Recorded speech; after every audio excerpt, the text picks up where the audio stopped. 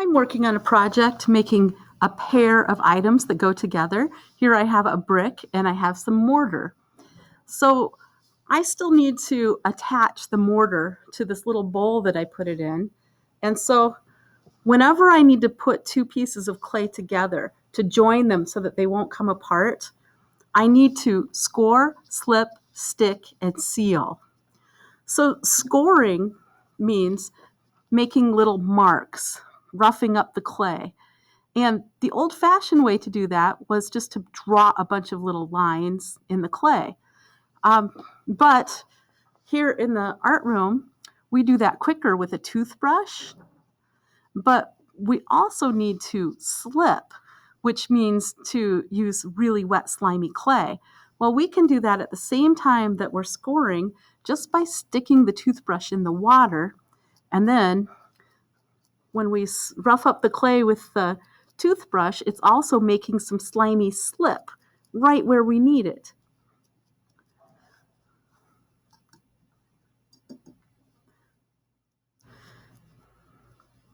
The next thing to do is to stick it together. The third thing to do is to seal it.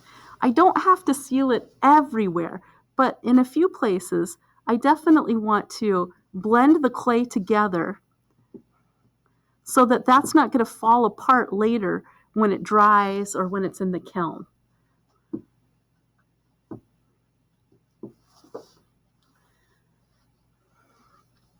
Now it looks like my project's finished, but I need to make sure that none of it is thicker than this Unix cube.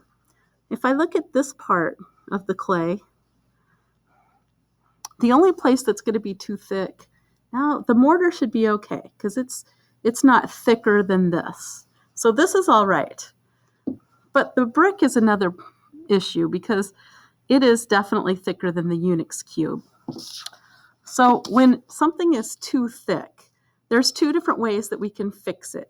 One is by hollowing it out, and one is by filling it with little holes. So I'm going to try hollowing it first. So when I hollow out the clay, I need to make sure I also have an air escape hole. So if I enclose it so that there's air trapped, I need to make sure I have a hole.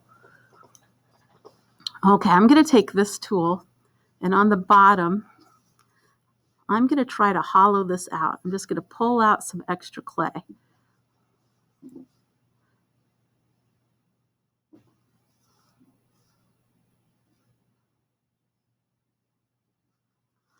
There. Now there's no place where the clay is thicker than this Unix cube anymore. This is definitely going to fire in the kiln okay. I can't just keep it like this and call it finished. But if I want to cover that up to make it look like it's real nice and a solid brick like this one that is not hollow, then I can make a little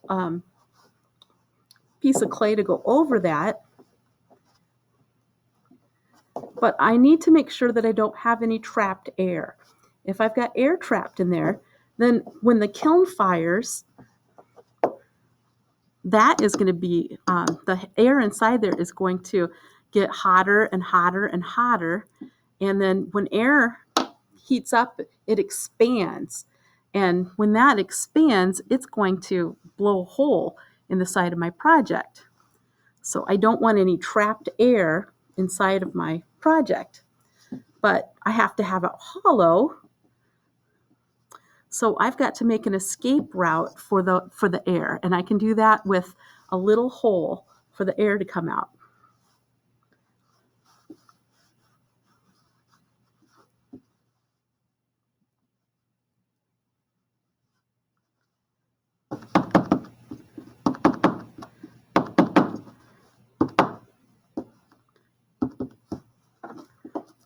Texture stayed pretty good here. Ooh.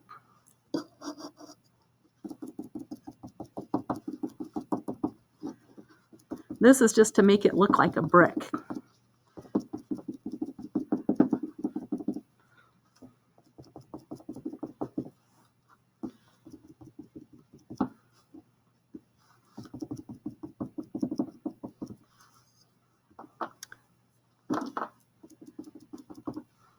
Okay, now I need to put the hole in. I'm going to do that on the bottom, and I'm just going to put a little tiny hole.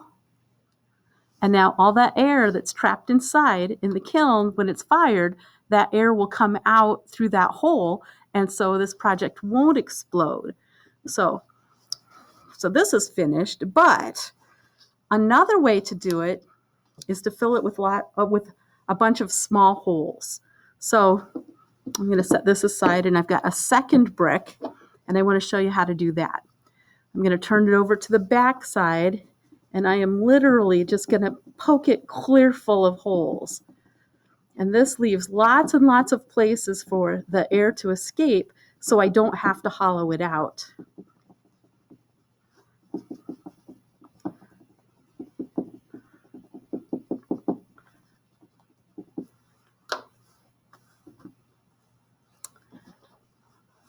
Okay, so now that won't explode in the kiln because it's got all those escape routes for the air. So these two could go together and be finished. So that's how we handle it if our clay is too thick, thicker than this Unix cube. Then we either need to hollow out the clay and leave a little hole, or make lots of holes in the clay. Thank you for watching.